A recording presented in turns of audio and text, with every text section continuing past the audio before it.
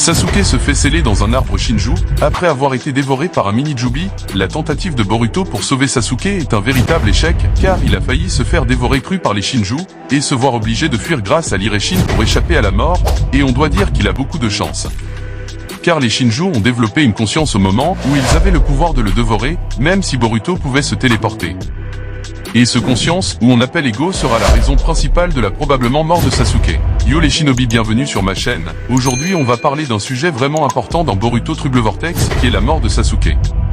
Ça y est, c'est la fin du règne du duo légendaire Naruto-Sasuke, car d'un côté Naruto se fait prisonnier dans une autre dimension et de l'autre, Sasuke prisonnier dans un arbre au bord de la mort, et on va voir dans cette vidéo pourquoi Sasuke ne reviendra pas. Ou pas tout de suite. Restez jusqu'à la fin pour comprendre dans tous les détails le lien entre l'évolution de l'ego des Shinju et la mort de Sasuke. Pour récapituler, reprenons le contexte. Voilà un résumé des événements qui vont vous aider à comprendre mes propos.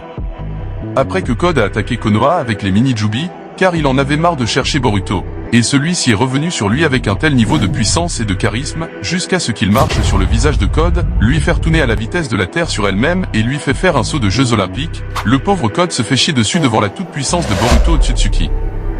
D'un autre côté, on a les jeunes comme Kawaki, Shikadai et Sarada qui sont en train de combattre les mini-Jubi. Pendant que Sarada brillait au combat faute de prudence, un monstre se lance sur lui pour la dévorer, mais sauvé de justesse par un ninja lambda, s'est mis au milieu d'elle et le Jubi, et tout d'un coup le monstre lui a dévoré et il se transforme en arbre. C'est après on voit Sarada en cherchant un moyen pour le sauver voit deux choses. De un, le ninja est inconscient et au bord de la mort, et de deux, il y a une chance pour le sauver même si elle ne sait pas comment faire. Après que Kawaki vient déranger Boruto qui était en train de faire voir de tous les couleurs à Code, celui-ci utilise à ce moment-là un mini-Jubi pour s'enfuir, et retrouve son associé Bug qui lui aussi a été victime du même sort que le ninja à Konoha. Au moment où il pensait échapper à Boruto, il voit que celui-ci le rejoint comme par magie à la recherche du vrai corps de Jubi.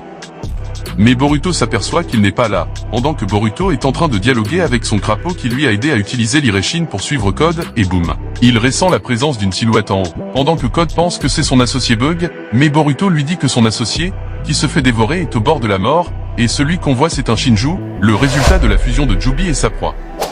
Pour faire simple, c'est un mini-Jubi évolué qui copie l'apparence et les techniques de sa victime et se transforme en une nouvelle entité supérieure aux humains. Quand je vous dis supérieur, c'est pas du jeu, car en plus d'avoir de Rinnegan, ils attaquent Boruto avec une telle puissance que Boruto s'est retrouvé dans l'obligation d'utiliser la téléportation pour s'échapper. Après on a un deuxième Shinju apparaît, il ressemble beaucoup à Jijan. Le crapaud de Boruto panique, mais c'est pas fini. Puis une fille Jubi. Puis un dernier, vous connaissez que c'est Sasuke, pour bien préciser le Shinju de Sasuke, qui utilise le Chidori de Sasuke avec deux Rinnegan. La mort de Sasuke. Maintenant on revient à la question, pourquoi j'affirme avec autant d'assurance la mort de Sasuke, ou son non-absence? Je vous vois qui va dire, oh parce que ta théorie sur Code et Jubi était vérifiée, tu penses pouvoir dire n'importe quoi. Bah non, tout ce que je vais vous expliquer est logique et raisonnable, et a une grande possibilité de chance de se réaliser. Car au lieu de laisser TikTok cramer mon cerveau, je l'utilise à bon escient pour analyser Boruto. Et ma première analyse se trouve quand j'ai vu le chapitre 4 de Trouble Vortex. Quand j'ai vu Sasuke transformé en Shinju, piégé au milieu d'un arbre et que les Shinju ont développé une conscience me fait penser qu'ils ne vont pas mourir sitôt. Vu que les Shinju ont éveillé la conscience, ils ne vont pas attaquer Boruto bêtement pour le dévorer, pour au final se fait piéger, ils vont mettre des stratégies, en plus ils ne veulent plus dévorer Boruto. Car ils ne veulent pas pour le moment agir automatiquement à leur instinct et perpétuer leur mission qui est de dévorer un Otsutsuki pour donner un fruit. Cela signifie qu'ils vont dévorer toute vie sur la planète alors qu'il y a tellement de choses à explorer. Et ils veulent que chacune de leurs actions se fasse par le recours à raisonnement, ils vont juger leurs actions pour détecter la raison principale de cette décision, et dévorer Boruto n'a aucun sens vu que Boruto ne leur a rien fait. Si vous dites Kawaki, certes ils le détestent, mais le dévorer signifie qu'ils vont rester plantés jusqu'à donner un fruit pour se faire dévorer ensuite un autre Otsutsuki. Alors qu'ils ont l'opportunité de voyager et comprendre le sens de leur existence. Vous comprenez déjà la meilleure chose à faire, entre se faire toujours exploiter et utiliser comme un chien, ou devenir libre de tout Otsutsuki, qui leur ont fait connaître la misère, et des hommes. En plus ils ont l'opportunité de créer un clan, pour vivre pour la première fois comme les autres. Que fait Kishimoto? Après nous avoir présenté les 4 fantastiques Shinju, Kishimoto ne va pas rester là, il va nous forcer à les aimer, comme pour Itachi. Pour que Sasuke revienne signifie peut-être la mort de son Shinju, vu qu'il a développé la conscience. Il va agir plus raisonnablement au profit de son clan. Pourquoi Boruto va devoir tuer un adversaire qui ne veut pas sa mort? On dirait que c'est le début de son cauchemar. Comme Kishimoto une fois présenté les nouveaux antagonistes, il a l'obligation de les développer un peu plus, et qui dit développer dit leur donner une philosophie, une mission de vie, pour qu'on apprend plus sur X, leur mission, leur objectif, comment ils étaient apparus, comment sont-ils devenus les choses ou chiens des Otsutsuki. Comme ça on n'aura plus d'explications sur le clan Otsutsuki, sur Shibai et peut-être sur Amado, que tout le monde se plaigne de ne pas avoir vu. On va peut-être avoir la réponse sur comment il a fait pour que ces cyborgs utilisent le pouvoir de Shibai Otsutsuki. On pourra peut-être avoir une rencontre entre le Shinju de Sasuke et Sarada. On pourra apprendre plus sur la part d'ombre de Sasuke, et peut-être à cause de cela Sarada va développer une puissance hors du commun. Après avoir réveillé le Mangekyou Sharingan, comment elle va réagir à la possibilité de la mort de Sasuke? Est-ce que ces Sharingan vont encore évoluer? Vu que Kishimoto nous a fait savoir dès le début le règne des shinobi de Naruto est passé. Maintenant c'est l'histoire de la nouvelle génération. Voilà ce qui explique la disparition petit à petit des personnages de Naruto. Ce qui énervait beaucoup car c'est l'une des raisons pour laquelle la plupart regardent Boruto.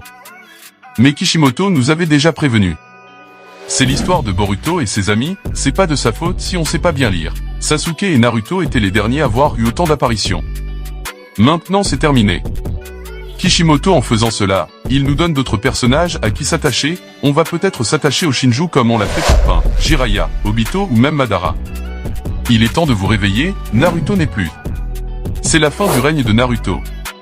Vu que sont eux les antagonistes, le choix du monde se trouve entre leurs mains, ils vont avoir plus de développement et on va s'attacher à eux. Ce qui réduit leurs chances de mourir. Le plan des Shinju. Maintenant la question est, quels sont leurs objectifs? Pour le moment je ne connais pas leurs objectifs, s'ils vont vouloir dominer le monde ou devenir l'allié de Code ou Boruto ou même Konoha. Il y a certains qui pensent que soit Boruto ou Code va absorber des Shinju pour devenir des soi-disant totés des Otsutsuki. Vous êtes libre de penser ce que vous voulez les gars, je ne dis rien.